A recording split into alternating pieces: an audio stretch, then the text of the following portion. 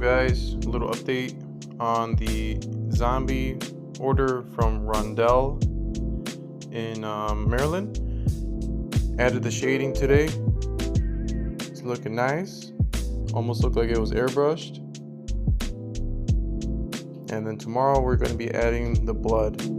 So this is day 2 of starting this paint job. As you can see, it takes a long time to get it down right. Make sure you guys check out our website, jawspb.com, if you're interested in getting a custom hand-painted mask that goes on top of your paintball goggles that you can use while you go play paintball.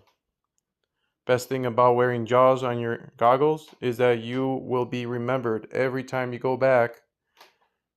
People will know who you are, and that's the whole reason why I started Jaws.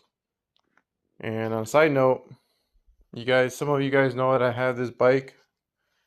I'm actually selling it. Let me know if you're interested.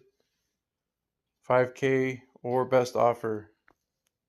Got a baby on the way, and I don't want to have this bike anymore.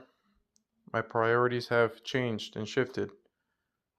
So if anybody's interested in buying the Jaws Legends motorcycle that I custom bobbered, let me know.